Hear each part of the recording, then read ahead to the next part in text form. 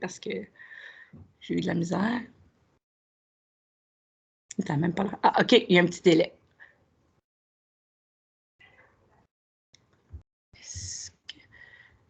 Bon, je demande à Mme Karine comment elle a fait tantôt. Ah, je l'ai!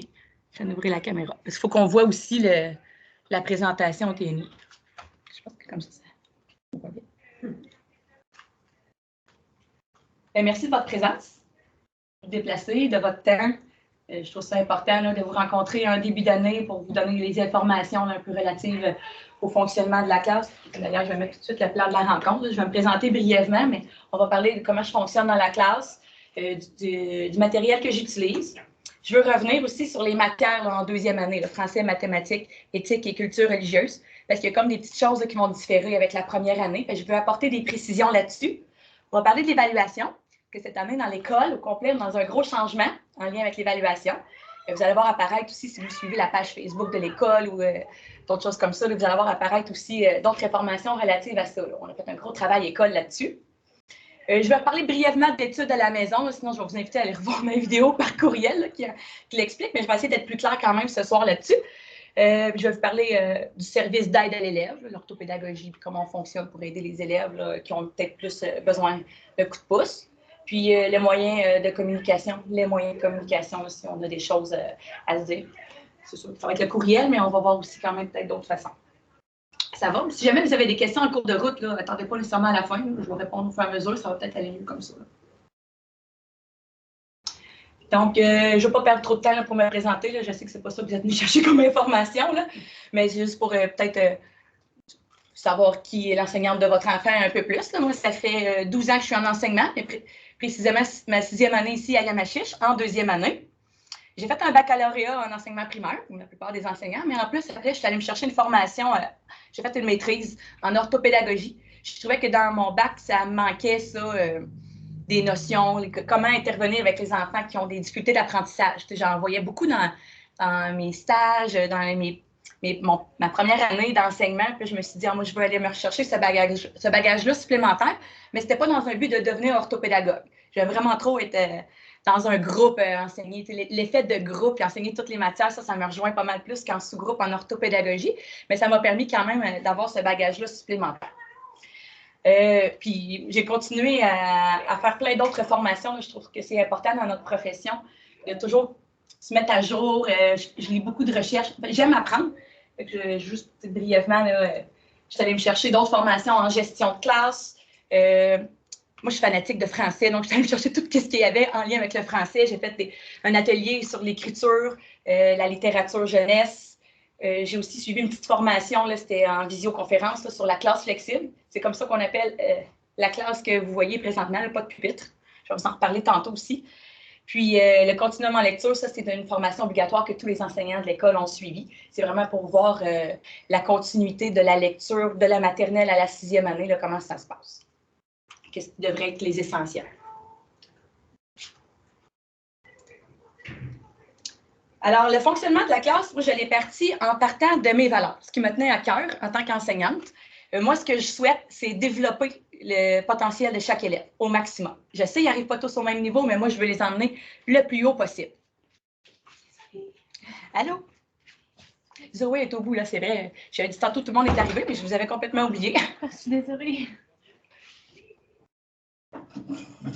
Je vais vous parler d'une petite feuille tout à l'heure, si vous voulez. Là, après, on va avoir un petit peu de temps entre les deux rencontres. J'ai juste fait une petite présentation de moi-même, mais on s'était déjà connus avec Kylie.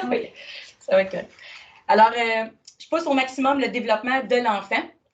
Peu importe son niveau où il arrive dans ma classe, c'est sûr qu'il ne stagnera pas. S'il est déjà atteint les attentes de 2e année, je l'amène encore plus loin. Ensuite, c'est parce que mes 3 valeurs en vert, c'est les valeurs de l'école aussi. À travers l'école, on a 3 valeurs principales que vous retrouvez un peu partout affichées, là, avec l'estime de soi. Pour qu'un enfant soit motivé à apprendre, il faut vraiment aller développer son estime de lui. Hein. Il faut qu'il soit capable de dire qu'il est capable de faire les choses. La persévérance, c'est sûr qu'on mise beaucoup sur l'effort, plus que l'atteinte d'un résultat. L'autonomie, moi, je vise vraiment, là, en 2e année, c'est plus des premières années, là, sont capables, ils connaissent déjà le fonctionnement, comment ça marche dans une classe, dans l'école. J'amène vraiment plus l'élève à être autonome, se débrouiller seul. C'est sûr que je vais aider aux besoins quand ils ont besoin d'aide, si je ne les laisse pas tout seuls. Le respect, qui est une autre valeur de l'école. c'est primordial pour moi aussi qu'entre les élèves, il y a un respect avec l'adulte, puis le respect aussi du matériel, de l'environnement, de tout. Et le travail bien fait, moi, je m'assure vraiment que chaque travail qui est remis soit fait correctement. Je ne veux pas que l'enfant se soit dépêché à faire quelque chose puis il me le remet comme ça parce qu'il a hâte d'aller faire la tâche suivante. Alors, on s'assure vraiment que tout est bien fait. Alors, ça fait créer notre point de départ. Chaque lettre fonctionne avec le point de départ. C'est comme ça que je l'explique aux enfants, c'est notre point de départ. L'aménagement flexible, ça m'a permis justement d'aller développer ces valeurs-là. En fait, le but avec la recherche que je suis allée lire, la petite formation que j'ai suivie, ça l'expliquait que les enfants ont besoin vraiment de bouger. Okay? C'est un enfant. Et rester assis à son pupitre dans la même position toute la journée, c'est que ça venait tannant pour l'enfant. En fin de journée, il était moins concentré, moins motivé. Puis aussi, l'ergothérapeute qui donnait la formation disait que c'est bon de changer de position dans la journée. Pas toujours être 5 heures de temps dans la même position assis à travailler sur un pupitre. Donc, le but, le premier objectif, c'est vraiment de pouvoir changer de position de travail dans la même journée. Alors, les enfants arrivent et ils ont plusieurs possibilités. Il y a des endroits où tu peux être à genoux, tu peux être assis en indien par terre, tu peux être sur le tabouret plus haut, à une chaise ou pas de dossier. C'est comme vous, j'espère que vous êtes correct pendant 45 minutes. Là. Mais les périodes, c'est ça, c'est à peu près 45 minutes de temps à chaque station de travail. C'est permettre d'avoir une position de travail qui est différente. Ce qui est bon aussi quand on n'a pas de dossier, par exemple, c'est que ça vient travailler notre posture, notre dos, ça renforce notre colonne vertébrale. Les enfants se développent avec un dos beaucoup plus droit quand ils ont l'opportunité de se tenir droit. Bonjour! Ah, c'était à l'autre rencontre d'après, mais c'est pas grave. Ça nous fait plaisir. Mais c'est pas grave, je vais vous trouver un coin. Parce que... Ah, il y a peut-être eu un petit changement de dernière minute, là, mais il me semble que c'est pour Marie-Pascale, hein, c'est ça? Oui, je vous reconnais, mais moi, je l'avais vraiment noté à l'autre rencontre, mais c'est pas grave. C'est juste que j'essaie de vous trouver un coin que vous allez être à l'aise. Ça ne sera pas long. Je vais vous installer une autre chaise en arrière. Non, c'est pas personne. Non, le prénom, il est déjà installé. J'avais mis les noms. Vous allez avoir une belle chaise personne. Je vais vous approcher ça.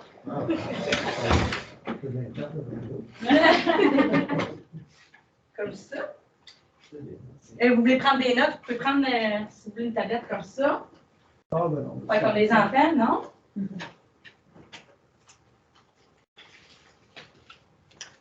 Alors, je continue, puisque vous avez manqué au début, là, vous pourriez le revisionner parce que je suis en train de m'enregistrer. Je vais envoyer ça aussi par courriel parce que la directrice m'a demandé, il y avait comme eu 2-3 parents vraiment des bonnes raisons d'empêchement majeur. Puis là, moi, je trouvais important de donner toutes les informations à tout le monde, que ce soit juste pour tout le monde aussi. Là. On a trouvé cette façon-là. Où j'en étais pour l'aménagement flexible, le but, changer de position dans notre journée, offrir aussi des moments à l'élève pour bouger. Donc, il y a des stations de travail, il y a un pédalier en arrière. Des fois, l'élève a besoin de pédaler, il a trop d'énergie, va aller chercher, va s'installer à une place, puis il va pouvoir pédaler en même temps qu'il travaille sa surface. Là, je ne l'ai pas encore parce qu'il a été brisé l'année passée, mais j'ai une chaise ballon où on peut comme doucement bouncer un petit peu là, sur le ballon. Ça permet déjà de créer un mouvement pour l'enfant. Ça aide beaucoup. J'ai beaucoup d'objets à manipuler puis tout ça là, pour vraiment offrir aux enfants la possibilité de, c'est ceux qui sont plus kinesthésiques, de toucher, manipuler et bouger en même temps. Ça favorise vraiment la concentration. En fait, selon les recherches, il y en a qui ont vraiment besoin de bouger pour écouter. C'est pas parce qu'ils ne veulent pas écouter, pas être attentifs. Au contraire, ils ont besoin de faire ça pour être attentifs. Ça amène plein d'autres avantages aussi. Là, ça augmente la motivation. Les élèves rentrent déjà, ils trouvent ça beau, ils trouvent ça original. Il y a un divan, c'est spécial. Ils ont le goût de venir et d'utiliser comme il faut le matériel. Et ça développe beaucoup leur autonomie, qui est une de mes valeurs principales. Parce que l'élève entre, doit regarder l'itinéraire de la journée, qu'est-ce qui est au programme, aller se chercher son matériel dans son bac de rangement. Il ne prend pas tout de suite une place comme quand il avait son pupitre, il s'assoit à sa place, puis là, il attend que la prof dise qu'est-ce qu'il fait, puis là, il faut qu'il sorte son matériel de son bureau. Il n'a pas bougé. Là, l'élève doit souvent se déplacer dans la classe, aller chercher son matériel, mais ça développe son autonomie parce qu'il doit regarder lui-même quel matériel il doit aller chercher en fonction de la période. S'installer. Donc, comme quand moi, j'arrive en classe, j'ai fini de surveiller au vestiaire, j'arrive et les élèves sont déjà tous prêts parce que le matériel est déjà sorti. Ils n'ont pas le choix de l'avoir sorti avant que je commence. Bien, s'ils ne l'ont pas sorti, ils vont se lever et aller le rechercher. Ça, c'est pas grave. Donc, ça augmente l'autonomie dans ce sens-là, mais aussi, ils doivent se choisir une bonne place pour eux. Ce n'est pas toutes les places qui conviennent à tous les enfants. Des fois, selon leur grandeur, leur morphologie, il y a des places que l'élève va être comme trop grand pour la table à pique-nique, par exemple, il ne sera pas à l'aise, ou bien trop petit pour être dans une chaise adirondack, les pieds ne toucheront pas par terre, ils vont être dans le vide, il ne sera pas à l'aise. Donc, je laisse la chance au début de l'année à l'élève de vraiment essayer les différentes stations pour voir laquelle qui va être le plus à l'aise. Mais l'élève sait que le but, c'est de changer de position dans sa journée. Il ne s'assoira pas à la même place pendant toute la journée. Donc, à chaque période, quand il entre en classe, il doit se choisir une station de travail différente de la période d'avant.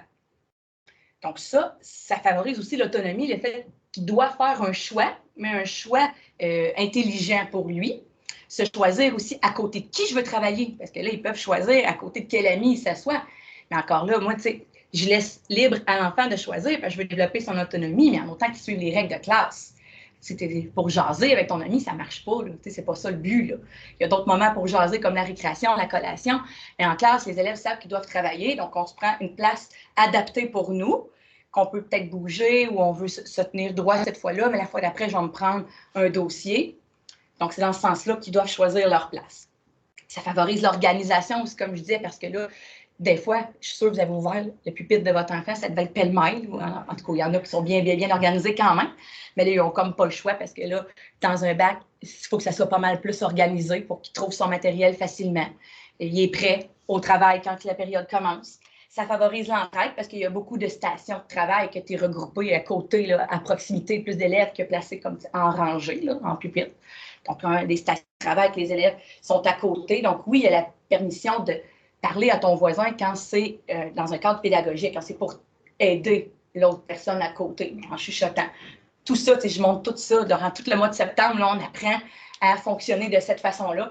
Puis après ça, bien, ça va super bien. Là. Les élèves, ils s'aident entre eux. Là. Ça devient de plus en plus rare que j'ai des élèves qui lèvent la main pour demander de mon aide parce qu'ils savent qui aller voir, à côté de qui s'asseoir en mathématiques, parce que je sais, il va former m'aider. Là, c'est beau les voir aller là-dedans aussi. Je montre aussi une petite feuille aux élèves, là, comme je disais, comment choisir notre place. Il faut que c'est la règle des 5 C. Ça prend une place qui est confortable, que tu es confortable, toi, cette place-là. Si tu n'es pas confortable, tu ne pourras pas faire le travail pendant 45 minutes. Là. Une place qui te permet d'être concentré. Il y en a que derrière, proche des fenêtres, ça ne marche pas. Là. Ils sont trop distraits par ce qui se passe dehors. Ils vont choisir une autre place. Ils savent, là. On pratique ça. Avoir une belle calligraphie. Donc, le divan, on s'assoit quand même droit. On n'est pas couché sur le divan. Hein. Si vous ferez ça à la maison, peut-être sur votre divan. Là. Mais ici, on s'assoit comme il faut. Une bonne posture quand même avec chaque station. Donc, pour avoir une belle calligraphie, là, on ne veut pas de travail fait tout croche. Une place qui va être calme, l'élève. Une place qui est calme. Peut-être, des fois, proche de la porte, c'est moins calme parce qu'il y a du va-et-vient, ça passe. Peut-être que l'élève est mieux plus dans un coin ailleurs. Et d'avoir un bon comportement. Donc, on choisit à côté de qui on s'assoit aussi pour avoir un bon comportement. Avez-vous des questions là-dessus? Ça va? Oui. C'est de plus en plus à la mode. Peut-être que vous n'en avez pas vu beaucoup encore de classes comme ça, mais dans l'école ici, on a au moins 4 classes là, qui ont l'aménagement de ce style-là. Ça devient de plus en plus en vogue. Ensuite, moi, j'ai décidé de fonctionner cette année sans système d'émulation, de gestion de classe. J'essaie vraiment d'y aller plus dans un fonctionnement de... les règles sont claires, ils ont été nommées, ils ont été travaillés avec les élèves, donc ils savent qu'ils doivent respecter les règles. Et je fonctionne par renforcement positif à la place. Moi, je n'ai jamais de conséquences. Je ne vais pas dans le négatif. Au contraire, je vais dans le positif, donne des renforcements positifs, des privilèges. C'est comme ça, je pense que ça amène les enfants à plus comprendre comment ils doivent respecter les règles. Je ne formule pas non plus mes règles de manière négative. C'est pas ne cours pas, c'est marche. T'sais. Ne crie pas. Non, c'est parle doucement. On y va dans le positif. Même chose quand je fais le renforcement positif, je renforce le bon comportement plutôt que le mauvais comportement. Les routines, c'est sûr que pour développer l'autonomie puis une certaine séquence de travail, on a tout le temps la même routine du matin. Je vais aller vite, là. Ils se désinfectent les mains encore à l'entrée, les élèves. Ensuite, ils vont à leur vestiaire, ils changent leurs souliers, ils vont aux toilettes tout de suite le matin en rentrant, ils se prennent une collation dans leur boîte à goûter et leur bouteille d'eau et amènent ça dans la classe. Donc, il y a des pochettes, mettre les bouteilles d'eau qui sont là, ont toutes leurs pochettes, puis les petites pochettes noires, c'est pour mettre la collation. Et ça m'amène justement à vous parler un peu que j'ai vu des fois des collations qui étaient avec le même plat que le dîner. Tu sais, un petit plat à compartiment, le sandwich, puis là, tu avais les carottes à côté. L'élève est obligé d'enlever ses carottes. Je ne veux pas qu'elle mette tout le plat de sandwich dans la classe. Parce que la collation se prend en classe. Donc là, ça vous fait penser à peut-être mettre quelque chose à part là, pour qu'ils puissent vraiment le prendre et l'emmener en classe. Quelque chose qui ne se garde pas froid aussi. Oui, c'est ça. C'est sûr qu'on l'apprend à 8h40. Fait que, quand il arrive à 8h, qu'il a enlevé de sa boîte à goûter, c'est juste 40 minutes plus tard. On l'apprend à 8h40, la collation. Mais oui, c'est sûr que c'est dépendant quoi, mais c'est sûr que c'est mieux des fruits et des légumes mais qu'un yogourt ou un fromage, mais ça ne reste pas là longtemps, pas au foie. Ensuite, ben là, il faut qu'ils indiquent leur présence. C'est une autre façon d'être autonome parce que là, ils n'ont pas de pupitre avec leur nom dessus. Fait que moi, je ne peux pas savoir quand ils sont tous dispersés n'importe où. Je ne sais pas quelle place ils ont pris ce matin-là. Aller compter combien j'ai d'élèves. Bon, c'est qui manque là. Fait que là, ils prennent leur présence de manière autonome, tout avec leur numéro de classe. Ils viennent m'indiquer qu'ils sont présents le matin. Donc, quand il reste une aimant pas installé, je sais que c'est un élève qui est absent.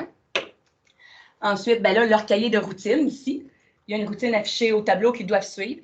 C'est écrire les mots de la semaine, tout le temps les mots qu'on a dans notre liste à étudier à la maison. Et aussi, je fais une petite devinette sur le nombre du jour. Des fois, c'est une addition, une soustraction. Des fois, je fais la représentation d'un nombre. Ils doivent trouver c'est quel nombre. Tout le temps en lien avec les notions qu'on travaille en mathématiques. Je fonctionne aussi par atelier. Parce que le but, moi, c'est vraiment que les élèves soient le plus souvent en équipe, en sous-équipe, ensemble, qu'on n'ait pas toujours du travail crayon-papier. Donc, c'est beaucoup de matériel de manipulation, des jeux, des choses comme ça. Du travail autonome. Donc, à chaque fois que l'élève a fini un travail, j'ai aucun élève qui me dit « J'ai fini » ou « Qu'est-ce que je fais ?»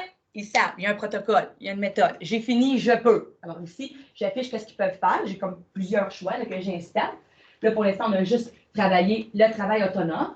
Là, le travail autonome, encore là, c'est plein de choses. Je pense que j'ai une affiche là-dessus. Qu'est-ce que je vous ai mis? Je pense que oui, c'est ça. Alors d'abord, quand il a terminé la tâche qu'on est en train de faire, qu'est-ce qu'il peut aller faire comme travail autonome? Il regarde s'il n'y a pas un travail à terminer. Donc, il vient ici. Si je prends un travail qu'il n'y avait pas d'avant. Sinon, un travail à se corriger. Une fois qu'il a fini un travail, moi, je corrige. S'il y a des petites erreurs, des choses autonomes, là, pas des choses difficiles qui ont besoin de mon soutien, je mets ça à corriger. Il faut qu'il reprenne son travail, il le corrige. Et ensuite, il peut faire du plan de travail. Donc, dans un diagramme comme ça, les élèves ont tout le temps une section de travail à faire. Quand ils ont fini, qu'est-ce qui est là-dedans, ils mettent dans le côté « j'ai fini ». Moi, je regarde les pochettes de temps en temps. Puis justement, si les choses à corriger, je les mets là. Sinon, je les ramasse, je les mets dans leur dossier. Puis, j'ajoute des travaux différents. Puis, les travaux sont vraiment modulés en fonction des niveaux des élèves. Fait qu'ils n'ont pas toutes la même chose à faire. Puis, en plus, ils peuvent se choisir ce qu'ils veulent faire. Ils ne peuvent pas obligés de commencer par le travail de français et de vocabulaire. S'ils ont le goût de commencer par le travail de lecture, le travail de maths, le mot caché, ils font ce qu'ils veulent là-dedans, en même temps qu'ils s'occupent. S'ils ont tout fini ça, là, ils peuvent aller faire un atelier libre. Mais là, on ne s'est pas encore rendu à l'atelier libre. Là, je ne l'ai pas encore expliqué, une chose à la fois, là, en début d'année. Parce que j'ai mis beaucoup de travaux là-dedans. Sinon, un atelier libre, j'ai 3 stations. C'est des places que les élèves ne peuvent pas aller s'asseoir en d'autres temps. C'est réservé pour les ateliers libres. Donc, j'ai la station d'écriture à l'arrière, la station d'orthographe, puis ici, une station de mathématiques. Fait que tout le côté de classe ici, puis derrière, les élèves ne vont pas là dans une période ordinaire. C'est vraiment quand ils ont terminé tout leur plan de travail, ils peuvent aller faire un atelier libre. C'est souvent des petites cartes à tâches, des petites choses qu'ils lisent. Puis dans l'ordinateur, ils vont avoir la feuille atelier libre, ils vont venir cocher ce qu'ils ont fait. Sinon, tout fini les ateliers, les 3 stations d'atelier, ben là, ils peuvent faire du ménage. Alors, j'ai des tâches ménagères qui sont là. Soit ils regardent dans les objets perdus, ils distribuent les objets qui sont aux élèves, ils viennent laver le meuble du lavabo, parce que des fois, il y a de l'eau, il y a des cuillères qui apparaissent. Faire le ménage de leur bac de rangement, leur placer les livres dans la bibliothèque, des petites choses comme ça. Là, c'est très rare qu'on arrive jusque-là, mais c'est pour vous dire qu'ils ne sont jamais sans rien faire, les élèves. Il y a tout le temps quelque chose à faire. Ça a l'air des plus rapides, des fois, là, qui se dépêchent parce qu'ils veulent aller faire un jeu, mais non, il y a du travail encore. Ensuite de ça. Là, je veux vous parler des matières, les précisions que je vous disais tantôt à apporter avec la première année. Là. Le français, en fait, je sais que vous le savez, qu'il y a 3 compétences, là, lire, écrire et communiquer oralement. Par contre, dans la lecture, je veux juste qu'on démêle un petit peu les affaires là, au cas que ce serait ambigu pour vous. La lecture, bien d'abord, l'acte de lire, c'est l'identification des mots. Mais ça ne s'arrête pas là. Lire, ce n'est pas juste savoir décoder des mots. Là. Lire, c'est comprendre ce qu'on lit. Ça, c'est vraiment important d'amener ça chez l'élève parce qu'il y en a qui sont des super bons décodeurs, comme on appelle, les super vite. Après ça, je leur pose des questions sur leur lecture, je leur demande un résumé, mais c'est qui le personnage principal? Ils ne savent pas, là. Les autres, ils ont juste décodé, là. Donc là, moi, c'est important, là, en deuxième année, on embarque vraiment plus dans la compréhension. Donc, la recherche de sens, être capable de résumer une histoire ou résumer une phrase qu'on a lue tout simplement, prédire la suite. Donc, on embarque vraiment là-dedans. Là, pourquoi je vous en parle? C'est parce qu'en première année, évidemment, ils ont mis beaucoup plus l'accent sur l'identification des mots. C'est la base quand même. Tu ne peux pas comprendre, tu n'es déjà pas capable nécessairement de décoder. Donc là, vous allez voir, dans les résultats, ça va avoir un impact parce que la compréhension, c'est beaucoup plus difficile que la lecture, l'identification des mots en général. Donc, faites pas le saut, parce qu'on est vraiment en train de travailler la compréhension. Ensuite, c'est quoi lire? C'est aussi la fluidité. Parce que tu peux être très bon décodeur, mais si ça te prend 10 minutes lire 4 mots, ça devient très long. Donc, on pratique aussi lire par groupe de mots, la vitesse de lecture, s'arrêter au point. Des fois, il y en a qui lisent beaucoup trop vite aussi, ils ne s'arrêtent pas quand une phrase est terminée. Puis après ça, ça c'est en noir parce qu'on ne travaille pas en deuxième année, le vocabulaire, ça va venir dans les années supérieures. Écrire, c'est regroupé en 3 sous-compétences en deuxième année. Il y en existe 5 en tout. En deuxième année, on travaille vraiment la structure de phrase, donc qui est vraiment la syntaxe. La phrase, elle a-tu du sens, là? Ensuite, l'orthographe. Et là, l'orthographe, ça, c'est comme la bête noire, d'habitude. C'est parce que ça regroupe beaucoup de choses aussi. C'est pas juste savoir bien orthographier les mots, c'est aussi que les mots qu'on n'a pas appris, qui ne sont pas dans notre lexique à apprendre par cœur, doivent quand même être orthographiés au son, alors que les sons soient respectés dans les mots nouveaux. Ensuite, il y a aussi les accords des verbes. On a 6 verbes en deuxième année qu'on voit au présent de l'indicatif. Avec le pronom de conjugaison, c'est ça qui est évalué. Donc, si l'élève va écrire « je suis » puis qu'il y a une erreur à suivre, vu que c'est un verbe qu'on étudie, l'erreur va compter. Par contre, s'il y a à écrire je dessine, dessiner, ce n'est pas un verbe qu'on voit. Fait que je dessine, ben là, mon exemple n'est pas super bon. Tu dessines, mais pas son S, c'est pas grave. Mais tu aimes, ça prend S parce que c'est des verbes qu'on étudie. Ensuite, il y a l'accord en genre et en nombre qui embarque aussi. Donc, le pluriel, le féminin à mettre dans les groupes du nom. Ça, c'est des gros morceaux qui n'étaient pas travaillés l'année passée. Donc, encore là, en écriture, ça va être difficile. Parce que l'année passée, c'était pas mal l'orthographe de mots, étiquettes des mots appris qui comptait, un petit peu la structure de phrase, majuscule, point surtout. Mais là, on embarque dans d'autres choses. Et en plus de ça, on va écrire des histoires. On va écrire beaucoup d'histoires. Donc, le critère adaptation à la situation, il faut qu'il respecte le thème que j'ai donné. Il faut que les idées soient pertinentes, donc tout le temps en lien avec le thème. Et la suffisance des idées, c'est un autre critère aussi. Il faut qu'ils écrivent en quantité suffisante. Avec des idées bien développées, si on va travailler ça, puis parfois, ça peut causer problème aussi, les élèves, et ils n'ont pas d'idées. On va travailler, on va donner des stratégies. Communiquer oralement, là, je ne vous en parlerai pas parce que ça n'aura pas vraiment d'impact dans les évaluations. Ça ressemble vraiment à ce qu'ils faisaient en première année.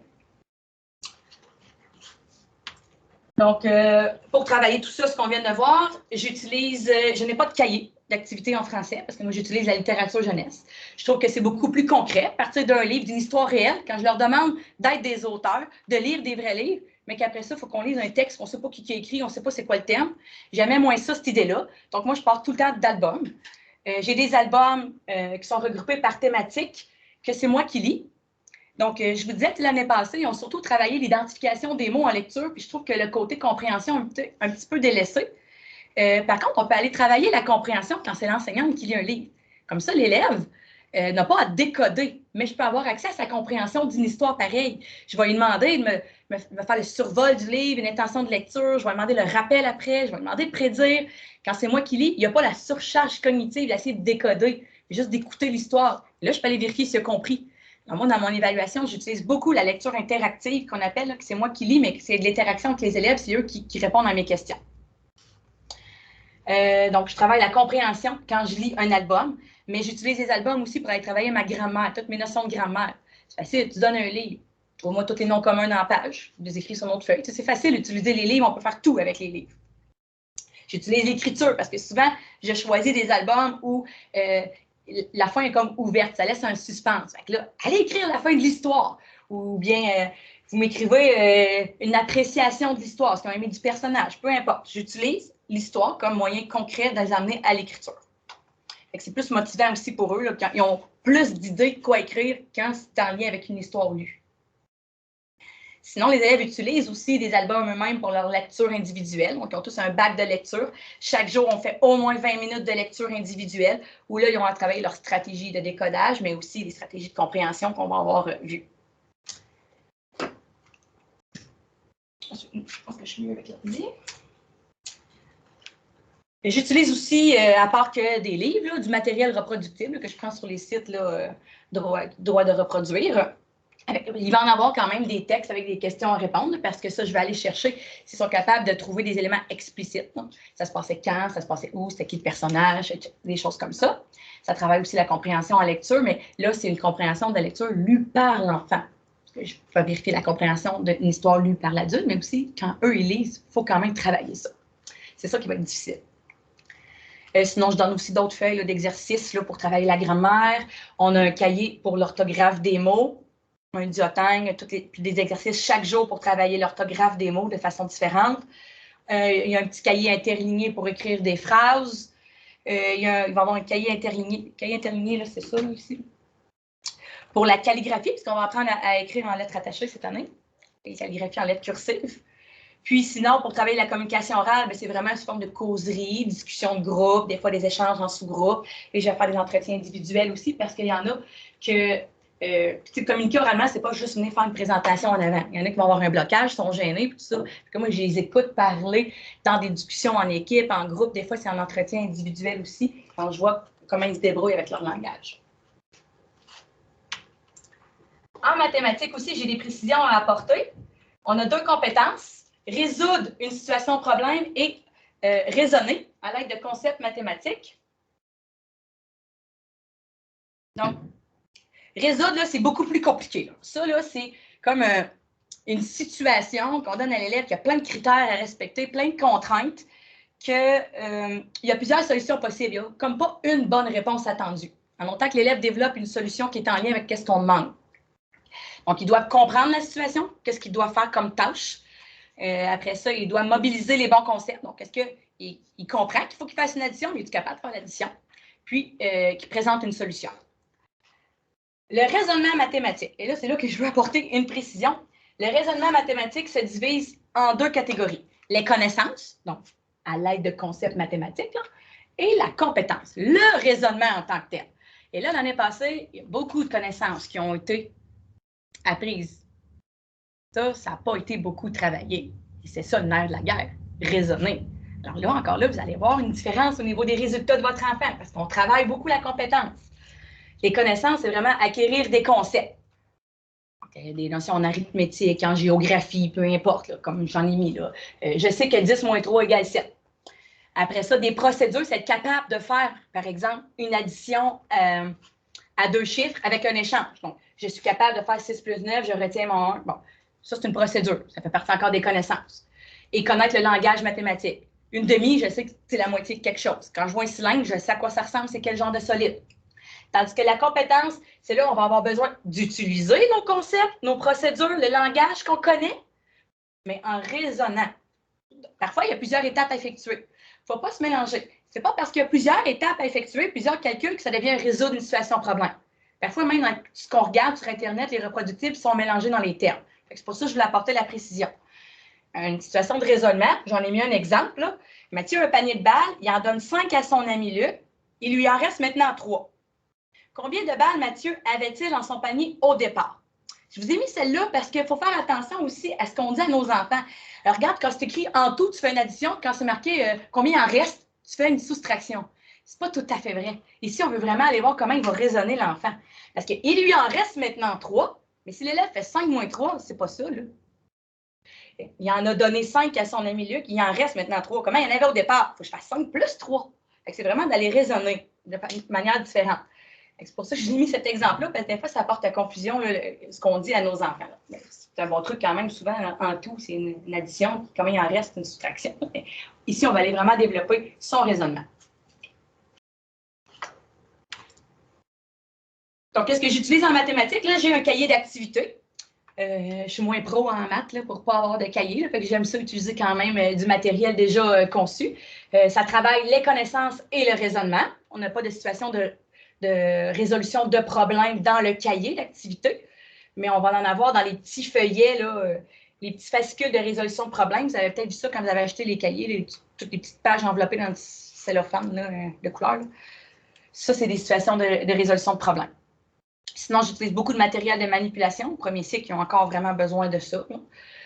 On va travailler beaucoup les additions et les soustractions, parce que ça va les aider là, plus tard et plus rapide aussi quand on va faire des calculs. Il faut vraiment apprendre par cœur là, nos additions, nos soustractions, les tables, les jeux, les complémentaires, appelez ça comme vous voulez. J'utilise beaucoup de jeux de logique. Ça, c'est motivant, c'est intéressant à faire pour l'enfant, mais ça vient quand même travailler son raisonnement à l'intérieur de ça. Mais c'est sous forme de jeu, ça c'est intéressant pour l'enfant. J'utilise d'autres situations de raisonnement, parce que dans le cahier numérique, il y en a un petit peu, mais pas assez pour ce que je veux travailler en classe, vu que ça n'a pas été beaucoup travaillé en première année. On en fait plusieurs. Puis d'autres documents aussi pour résolution de problèmes que ceux des petits fascicules numériques. Ça. En éthique et culture religieuse, il n'y a pas de cahier pédagogique non plus, parce qu'encore une fois, j'utilise la littérature jeunesse. Je trouve que c'est un bon moyen, les albums, pour enseigner tout ce qui est le volet éthique, hein, toutes les valeurs, les fonctionnements éthiques, l'amitié, peu importe. J'utilise beaucoup les albums de classe qui sont regroupés sous forme de thématiques. Puis en religion, je vais présenter des récits que j'ai trouvés là, sur les cultures religieuses qu'on étudie en deuxième année. Puis il va y avoir des petits films à caractère religieux aussi. On va voir sur le christianisme, mais on va voir aussi du bouddhisme, puis on va voir du judaïsme. Pas mal, surtout les principales.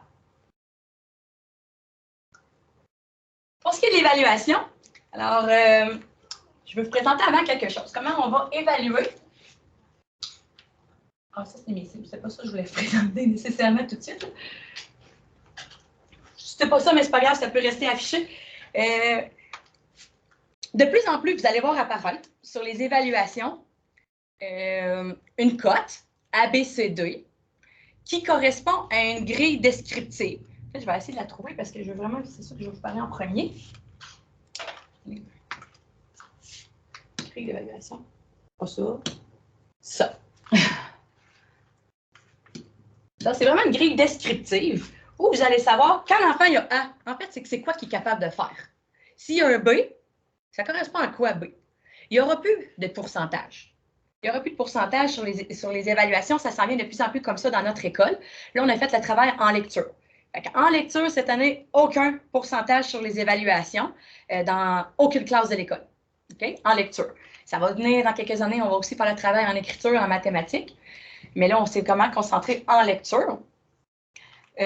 Parce que les pourcentages, ça faisait juste en sorte que l'élève, il regardait, il se comparait avec un autre, ça l'amenait de la compétition. En fait, il ne savait pas nécessairement c'est quoi que je réussis. Je suis bon dans quoi, moi? J'ai 75, mais c'est quoi j'ai réussi? Puis c'est quoi qui me manque pour avoir ça, en fait? C'était difficile pour l'enfant de savoir vraiment qu'est-ce qu'il valait. Fait que comme ça, c'est vraiment plus de manière qualitative. Si tu as eu B pour ce critère-là, hein, décoder, identifier des mots. Là, le critère, c'est est-ce que je peux lire et reconnaître des sons complexes? S'il y a eu B, c'est parce qu'en fait, on sait que c'est parce qu'il est capable de lire et reconnaître la majorité des sons complexes. Il va dépasser les attentes quand il va être capable de reconnaître tous les sons complexes enseignés. Okay?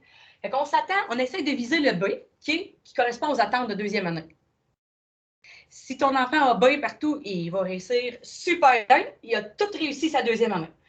Un élève qui a A, il dépasse vraiment les attentes. Il est déjà rendu plus loin pour cette cible-là. Là, je parle de cible. C'était mon autre affiche que je vous ai présentée au début. Parce qu'on a fait un travail vraiment, là, toute l'année passée, on s'est regroupés en sous-équipes de cycle, le premier cycle ensemble, deuxième cycle. On a fait un travail à rebours un peu. On est parti de qu'est-ce qu'un élève, à la fin de son primaire, en sixième année, devrait savoir en lecture. On a fait un travail en lecture. Puis là, on a regardé c'était quoi nos essentiels. Souvent, on perd du temps en classe, on fait des affaires que finalement, c'est moins important. Bon, on pourrait mettre du temps sur ce qui est plus important. Fait que les enseignants ont vraiment allé chercher là, dans la progression des apprentissages, tout le programme de formation, les essentiels pour que notre enfant en sixième année réussisse en lecture. Après ça, c'est quoi les préalables à ça qui devraient être enseignés en cinquième année? Puis avant ça, en quatrième, qu'est-ce qui devrait être vu? Puis en troisième, puis en deuxième, puis en première. Puis là, on a ciblé à peu près entre 7 et 10 essentiels qu'on va voir à différents temps de notre année. Notre année va être divisée en 4 séquences. 4 séquences d'enseignement de 7 semaines. Donc, pendant 7 semaines, on a 8 objectifs, 8 cibles en lecture qu'on va travailler. Ils sont affichés. Là, on a nos objectifs en lecture. Les élèves le savent que c'est ça qu'on travaille. On les répète, on les nomme. Chaque tâche qu'on va faire en lecture, c'est dans le but d'atteindre une des cibles, un de nos objectifs. Je vous les ai présentés là. Ensuite, au bout de 7 semaines, quand notre séquence est terminée, il y a comme un 2 semaines tampon avant de débuter la deuxième séquence qui sert à donner l'aide à ceux qui n'auront peut-être pas atteint les attentes. Okay? Aller donner un coup de pouce supplémentaire. C'est là que l'orthopédagogue embarque. La personne qui va venir faire de l'aide, la mesure 2, on a un chanceux. Nous autres, en école, vu qu'on est comme dans l'indice des favorisations 9, on a de l'argent supplémentaire pour une autre enseignante qui vient en classe donner de l'aide pédagogique. Donc, ça va être vraiment aux élèves qui n'auront pas atteint les attentes. Qu'est-ce qu'on peut faire pour essayer de les emmener à atteindre les attentes? Et avec nos élèves qui ont déjà réussi, les emmener encore plus loin. On a là l'opportunité, 2 semaines pour aller encore plus loin. Ensuite, on entendra la deuxième séquence avec 8 nouveaux objectifs en lecture. Donc, nos objectifs en lecture, je pourrais vous les envoyer par courriel si vous les voulez aussi. Là. Quand j'avais cliqué ici, Donc, je pense qu'on en a 9 dans la première séquence, nous, en deuxième année. Donc, premièrement, lire et reconnaître des sons composés et complexes. On parle de sons. Ensuite, ça va être comprendre le sens des mots. Après ça, des phrases, comprendre le sens d'une phrase.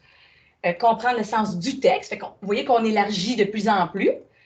Ensuite, ça va être trouver les éléments d'information explicites. Ces 4 cibles-là, ça va être quand l'élève lit lui-même.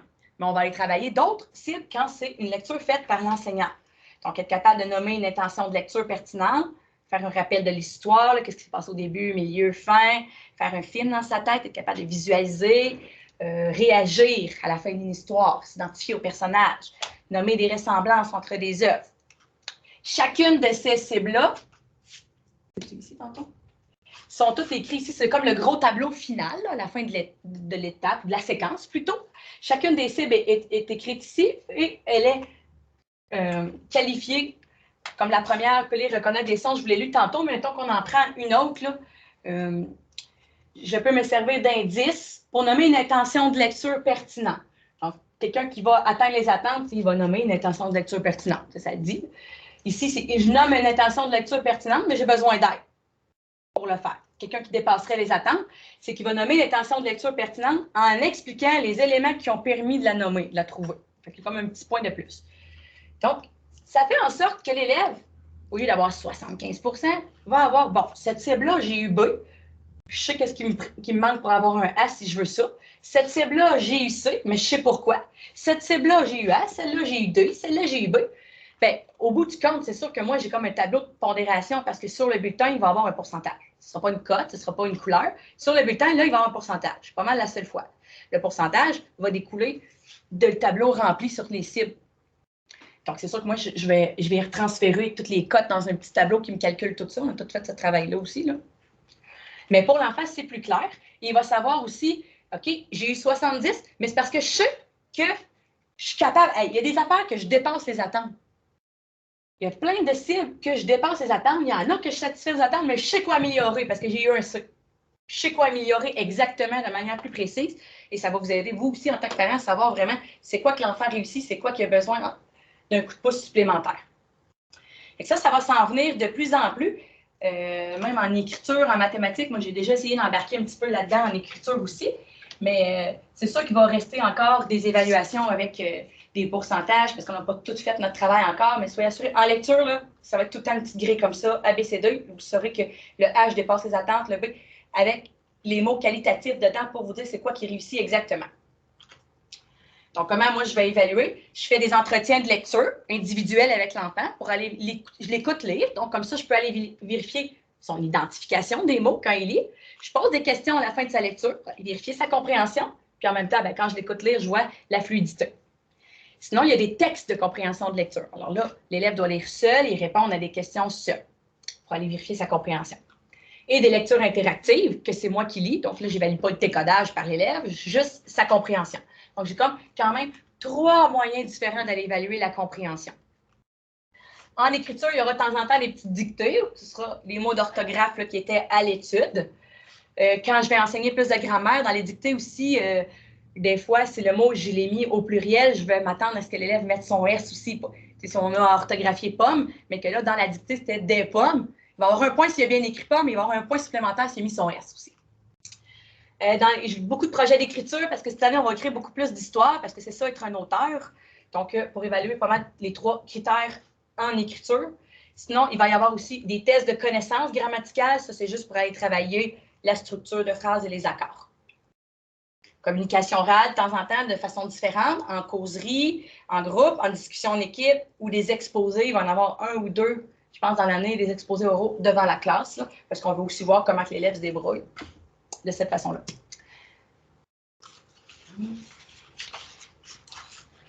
J'achève. En mathématiques, encore là, la petite différence là, avec la première année, je pense que j'ai mis que... Non, ça ne marche pas comme ça. C'est que la pondération va être un petit peu différente. C'est un tableau compliqué, là, mais je veux juste voir. En première année, là, la compétence pour connaissance puis compétence, comme je vous disais tantôt, là, la question de connaissance en raisonnement, puis sinon, la compétence, là, vraiment. Donc, en première année, là, vous voyez, à l'étape 1, c'est supposé être 100% juste des connaissances. Fait qu'ils ne travaillent pas le raisonnement. Mais à l'étape 2, 80% de la note globale est de connaissances, puis 20% de la compétence. Puis à la fin de l'année, ça doit être 60% connaissances et 40% compétences. Mais l'année passée, les enseignants n'ont pas suivi ce protocole-là. En fait, ce n'est pas tout le monde qui le savait. Il faut quand même chercher dans nos manuels. Il y a beaucoup plus de connaissances qui ont été faites. En fait, je pense que ça a été 80, 20 ou 90, 10 toute l'année. Donc, ça n'a pas été beaucoup travaillé. Et en deuxième année, la pondération est encore plus grande. On commence déjà avec 80-20 pour s'en venir. Là, cette année, il n'y aura pas 3 étapes. C'est encore comme l'année passée, il va y avoir 2 étapes. Là. Fait que cette pondération-là, elle change un petit peu. Là. Je pense que je vais faire peut-être, partir d'ici, ou faire 70-30, un compromis, là, parce qu'on n'a pas de norme qui nous a été donné par rapport à ça, là, vu qu'il y a juste 2 étapes. Là. Mais je pense que je vais faire 70-30, puis à la fin de l'année, ça va être vraiment la compétence prévaut plus, le raisonnement plus que les connaissances. Alors, ça va être plus difficile, c'est pour ça. Vous pouvez travailler à la maison aussi, je vous donnerai des pistes. Là. Donc, des tests de connaissances, des situations de raisonnement, des résolutions de problèmes pour travailler les maths. En éthique et culture religieuse, bien, des examens là, écrits, compétences éthiques, compétences religion. Mais comme je ne veux pas nécessairement évaluer l'écrit, vous allez voir, parfois, c'est moi qui ai écrit les réponses au stylo des élèves. Donc, j'ai les élèves qui ne sont pas encore rendus à écrire des phrases, c'est normal. Là.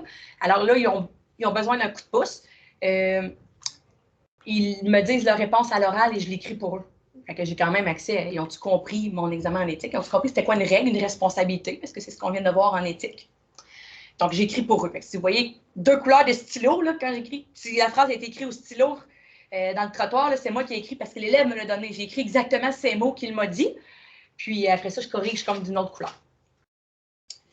Le portfolio, là, je vous l'ai mis là pour penser à vous dire, là, vous avez fourni au début de l'année un cartable. Là. En fait, ça, c'était comme une entente avec mon ancienne collègue, ben, parce que Marie-Josée Lambert, qui était là l'année passée en deuxième année, depuis des années, rendue en troisième année. Puis il y a comme des petites choses qui ont changé. J'ai une nouvelle collègue, on s'est parlé, puis tout ça, puis elle ne voit pas vraiment la pertinence du portfolio. Puis elle m'a fait réfléchir. En fait, là-dedans, on mettait des évaluations, puis qu'on vous donnait ça à la fin de l'étape, regardez ça. Donc, en même temps, les évaluations, vous les aviez toutes déjà regardées au fur et à mesure quand je les avais à faire signer. Fait que là, on s'est posé la question, c'est quoi la pertinence de regarder une autre fois les évaluations qui sont déjà là? Puis aussi, ça prend de la place en classe, c'est gros. Fait que là, ce qu'on a décidé, il n'y en aura pas de portfolio. Fait que lundi, je redonne le cartable dans le sac d'école de votre enfant, vous pourrez le garder à la maison. Je ne l'utiliserai pas finalement. Vous allez avoir déjà toutes vu les évaluations. Puis, je sais pas, y a-t-il des questions par rapport à ça? Est-ce que ça vous intéressait vraiment le portfolio ou je peux faire? Bien, à la fin de l'année, je vais tout vous redonner. C'est juste que là, c'est mettre le cartable en attendant, vous leur montrer à la fin de l'étape, leur reprendre, leur remettre des choses, leur donner. Je vais tout vous donner à la fin de l'année dans une grosse enveloppe. Puis ceux qui veulent jeter, jetteront. Les autres qui veulent garder, garderont. Vous ferez un tri à la fin de l'année. Moi, je garde tout. J'ai, dans mon bureau, j'ai un dossier pour chaque élève. C'est correct? Ça vous va? Parfait. Fait que, si vous voyez le cartable lundi dans le sac, gardez ça à la maison. Désolée de l'inconvénient de vous avoir fait acheter ça, mais je pense qu'il y en a qui l'avaient déjà de la première année. Là. L'étude, j'en parle vite. Il y a déjà 45, notre réunion était supposée finir là. Diatangle d'études, mauve, reste à la maison. Les choses sont dedans, l'étude de mots au début, la liste d'orthographe qui est tout le temps écrit dans la feuille de leçon, c'est quoi les mots à aller étudier, quel numéro de liste, la grille de nombres. On va travailler pour quelques semaines les nombres de 0 à 100. Après ça, je vais vous le dire quand vous allez passer à l'autre grille, les nombres suivants. Les additions, soustractions, tout un jeu. On pratique le jeu du 2. Après ça, ça va être le 3. Après ça, ça va être révision du 1, 2, 3, quelque chose comme ça.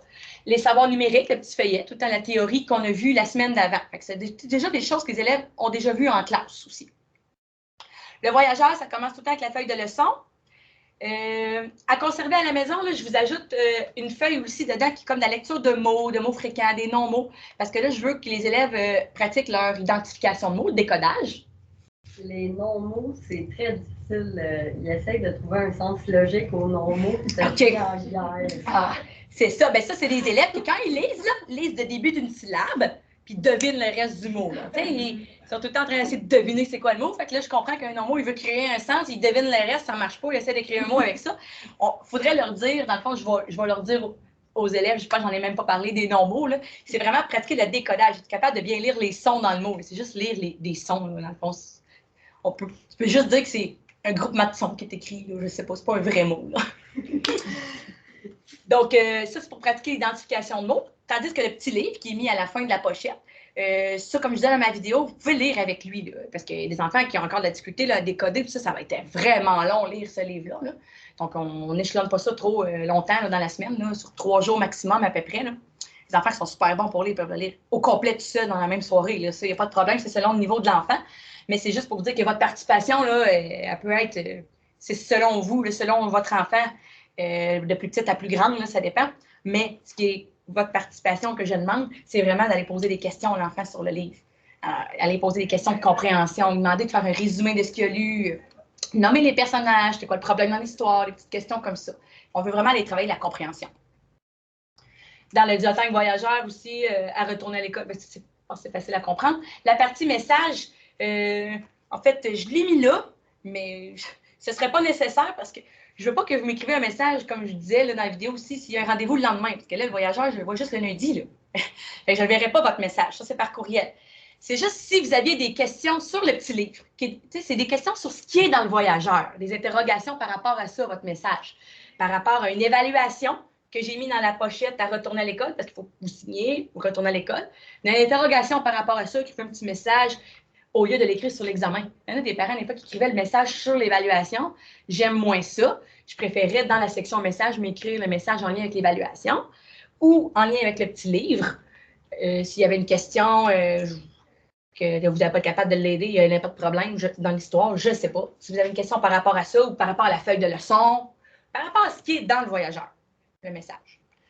Parce que je vais aller voir, il ne faut pas que ce soit quelque chose d'urgent, parce que je vais aller voir juste une fois par semaine. On va pour ça.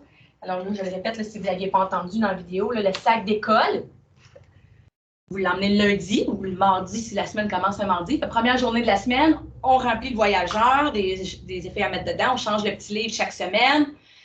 L'enfant repart le lundi tout de suite avec son sac d'école et là, le sac reste à la maison jusqu'au lundi suivant.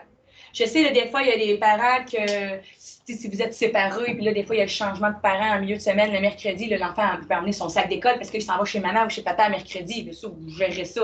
C'est juste que moi, le sac d'école va rester dans le vestiaire. Je ne le gère pas. Là. Je ne rentre pas le voyageur dans la classe, sauf le lundi. Pour le petit livre, vous avez vu la feuille, là, j'ai essayé de vous l'expliquer par courriel. Je ne sais pas si c'était clair. Vous inscrivez la date aussitôt que vous avez le bon numéro du livre qu'il y a. Ça va m'éviter de le faire, là, parce qu'au début, je voulais le faire, puis là, je trouvais ça, je commençais à être lent pour faire toutes les feuilles. Puis après ça, vous mettez comme votre appréciation. L'enfant met son niveau de facilité à lire le livre. Puis à la fin, quand il va me l'avoir retourné, là, ça, c'est moi qui vérifie que le livre a bien été mis dans la pochette. Puis là, je vais mettre la date. Si je ne vois pas le livre, bien là, je vais vous écrire un message comme quoi que le livre va peut-être être resté à la maison. Dialogue d'études, lui, tout le temps à la maison, je n'ai pas besoin en classe. Ensuite, l'aide pédagogique, mais là, moi, je fais beaucoup d'aide pédagogique en classe. Je fais travailler les élèves en sous-groupe. Des fois, je suis en sous-groupe de besoins, comme j'enseigne une notion, puis là, j'ai vu qu'il y avait 4-5 élèves, que c'était plus ou moins compris. On va fonctionner en sous-groupe. Je vais prendre ces 4-5 élèves-là qui avaient moins compris, je vais les mettre ensemble, et moi, je vais aller travailler avec eux autres en classe pendant que les autres sont en train de travailler de manière individuelle. Fait que ça, c'est comme mon aide que je peux apporter supplémentaire. Sinon, il y a la mesure 2, comme je vous parlais tantôt, C'est Mme Patricia, les élèves la connaissent toutes de l'année passée. Elle faisait la journée d'absence de Manon ou Maryse, là, qui était à 80% de tâches. Fait que c'est elle qui vient encore faire la mesure 2 dans notre classe cette année. Ça commence dès lundi prochain, quelques heures par semaine. J'offre des périodes de récupération pour aider les élèves encore là avec des petites notions moins bien comprises. C'est maximum, c'est vraiment un maximum 30 minutes le midi. C'est juste pour vous dire, il ne perd pas toute son heure de dîner. Là. Il y a le temps de dîner d'aller jouer dehors aussi. Pour moi, c'est important que l'enfant bouge, qu'il aille dehors. Là. Donc, c'est maximum 30 minutes, c'est vraiment au besoin. Puis sinon, ça peut être une récréation, c'est juste un 15 minutes, mais ce ne sera pas comme les 2 récrés dans la même journée. C'est rare, là, en fait. C'est le moins possible. Puis sinon, il y a le service de Mme Kelly en orthopédagogie. Le service est déjà commencé. Ceux qui ont besoin du service, les feuilles ont été envoyées dans le Diotang. Juste signer l'autorisation, on doit rapporter ça. Là, j'ai barré Diotang Voyageur dans la communication parce que justement, pour vous faire dire, ne m'écrivez pas dans la section message nécessairement si vous voulez me dire quelque chose d'important. Ça va être plus par courriel. Est-ce que tout le monde a mon courriel? Vous recevez bien mes messages jusqu'à maintenant? OK, parfait. Sinon, elle est tout le temps, vous recevez aussi entre l'école et la maison. Tout le monde a cette documentation-là? Pas totalement. C'est la directrice, je pense, qui envoie ça ou la secrétaire. Ça, c'est pas moi qui envoie ça. C'est bon?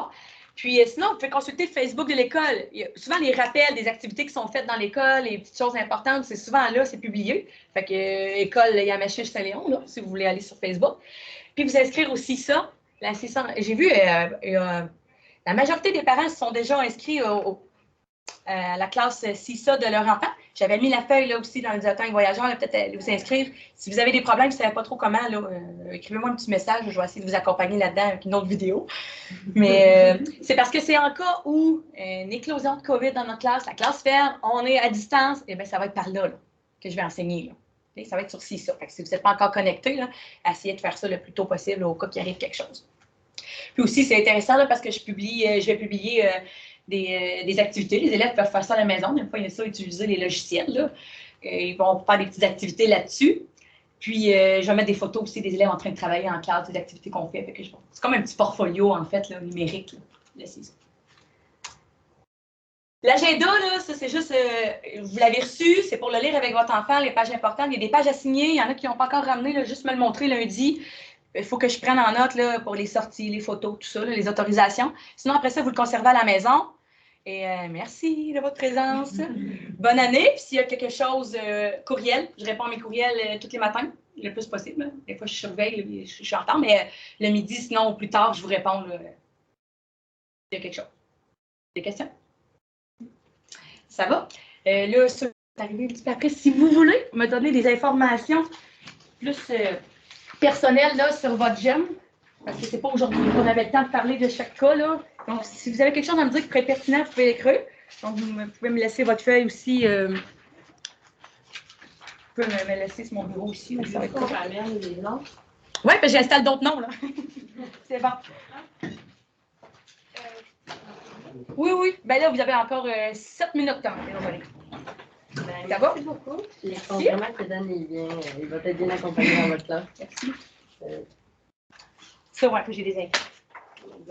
Merci. Je n'ai pas marqué grand-chose. Bah, c'est bien correct, il n'y avait rien à dire. Ça viendra peut-être plus tard dans l'année. Merci beaucoup, puis bonne année. Je vais les mettre lundi dans la pochette. Ça sera, si vous voulez, ce n'est pas un devoir. Je vais mettre les travaux qu'on aura fait. OK, ça marche? Merci. Merci.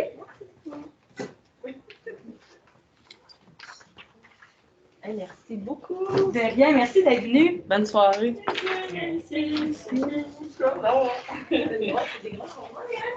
il fallait que je me pousse? Non, c'est juste si vous voulez me donner des informations sur Marie-Pascale qui pourraient être pertinentes pour moi à savoir en début d'année. Puis que là, on n'a comme pas le temps de s'en jaser nécessairement. C'est juste ça. Ah bon. Sinon, vous pouvez m'écrire un courriel aussi. Là. Ouais, ben, je pense que ma femme, elle écrit souvent. Parfait. J'ai pas eu beaucoup de messages d'elle jusqu'à maintenant. Non, mais... ça, tu as communiqué peut-être plus avec le prof OK. de bord. OK. Ben, c'est correct. En tout cas, c'est ça. C'est mon courriel, quelque chose. N'hésitez pas. OK. Bon, merci beaucoup. Sinon, Bye-bye. ça va bien. Je vais arrêter l'enregistrement, là, que... par exemple. Je fais un instant. Comment que je fais ça maintenant? Oui, ça va quand même bien. Je sais qu'elle aime beaucoup là, venir. Elle a de l'enthousiasme pour aller à l'école. Parfait. Tant mieux. Moi, ça part avec ça.